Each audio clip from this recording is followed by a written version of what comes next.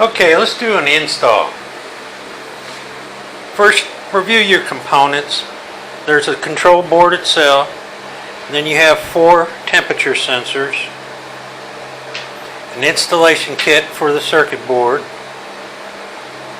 your motors, your control signal wire, 24-volt transformer, an optional weatherproof enclosure.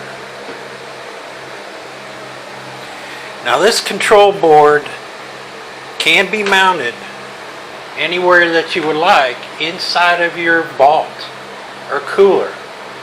It's conformal coated, the switches are weatherproof, and it's perfectly okay to mount this in the cooler at any place you want. Now it's low voltage, so you don't have any line voltage on it.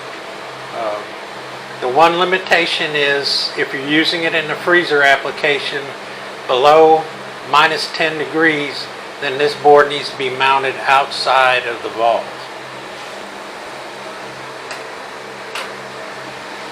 Okay, so the first thing you want to do is you're going to want to find a location to mount your control. You make a decision whether you want to do this weatherproof kit or not, and you find a suitable mounting location. Now these 4 sensors, these are the 4 sensor wires here. They're 5 feet long, so you're going to want to mount this control that's within 5 feet of your expansion valve and within 5 feet of the center of your evaporator cooler here. This happens to be a 3-motor cooler. Okay. So first thing you're going to do is you're going to install these sensors. There's 2 sensors that goes across the expansion valve. I'll give you a little bit better look over here in this demonstrator model. One sensor is for the high side and the other sensor is for the low side.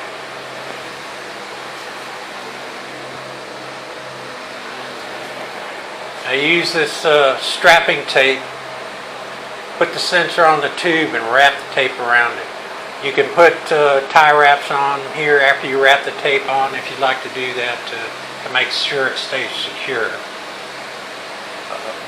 And then you're going to take these 2 sensor wires and they're going to be plugged in to the control board here for the high and the low.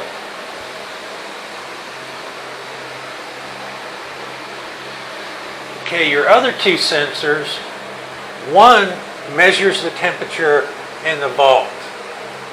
And so you're going to want to mount that behind the evaporator coil in the return air path.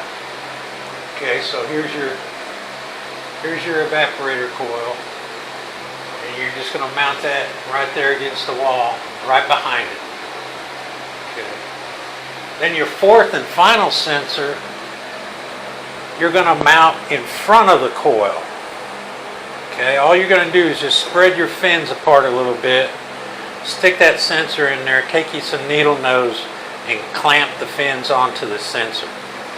So this evaporator coil sensor, you want to get it in the center of your evaporator. Now this particular unit here is just a 2-motor, so you can pick either motor, but put it directly behind the motor, about 1/4 of the way up from the bottom of the coil. Okay. This unit's a 3-motor, so I've got the sensor right behind the center motor. So you want to try to center that sensor, but you want to put it behind the motor.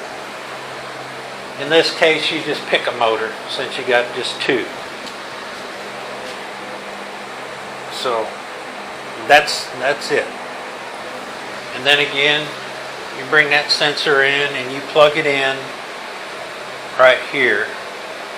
And the temperature sensor that you mounted to the wall, you plug right there. And there's nomenclature on this board. I know you can't see it in this video, but there's nomenclature. And we've got some real good I&Os that come with the product that show you all this.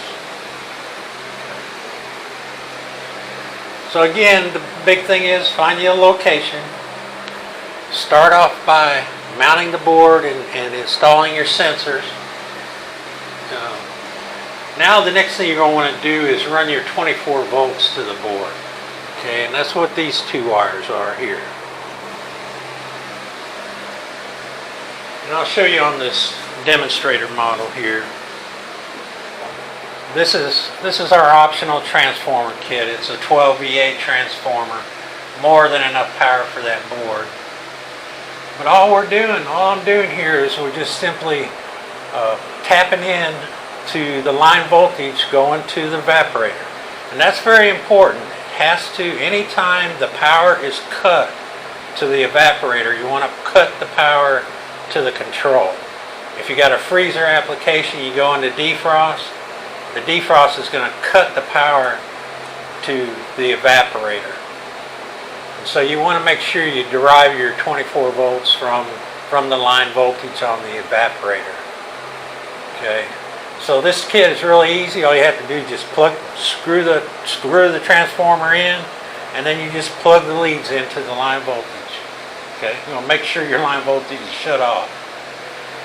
And then you're going to take the yellow and the blue wire and just run it to the other side, or to wherever your control is going to be mounted. In this case, we're just running it down here to the control. Okay. So far you got 4 sensors you've installed. You plug those in. You got your 24 volts wired in. Now the last thing to do is to run the control signal to the motors. Okay. And on the ECM motor here, you can see there's line voltage with quick disconnects on them, and then there's the control signal.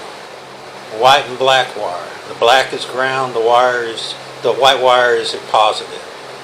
Okay. So you're going to go ahead and install your motors. Now what you're going to do is you're going to just take this shaded pole motor out.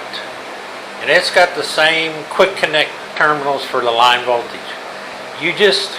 What you're going to do, of course, is you're going to take your grill off, you're going to take your blade off.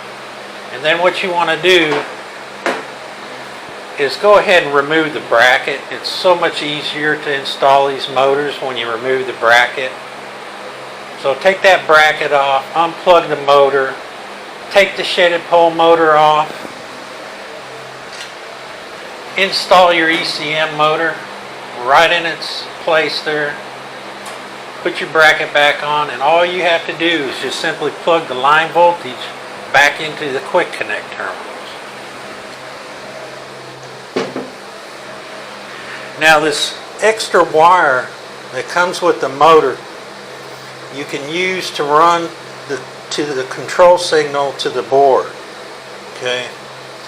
Now this circuit board has multiple, by the way, these motors are 0 to 10 volt DC motors. So you're going to connect the motor to these DC volt output terminals here. These are your control line. There's 4 terminals here, and this board can drive as many as 12 motors. Okay, there's 4 terminals here. You can run this control signal wire from each motor back to the control board, or you can simply daisy chain the motors together and just run one set of wire to the control. So whichever way you want to do it, normally the easiest way is to just daisy chain that control signal to the next motor, and then bring it down to the control. Okay. Once you have that done and you have your motors, put your blade back on, your grill back on, you're ready to go. All you have to do is step back and turn power on. This board is pre-programmed. The minimum speed and the maximum speed is set up. There's nothing that you have to do. All you have to do is just turn the power on and walk away. Now the first time that you turn the power on, the board is going to assume that the compressor is on. Okay, and then it'll go through that first cycle. When the compressor goes off, it'll sense the compressor going on, and from that point on, it'll sense when the compressor comes on and when it doesn't. But that first time, the board is going to power up assuming the compressor's on. Because we're going to assume that this valve is warm now.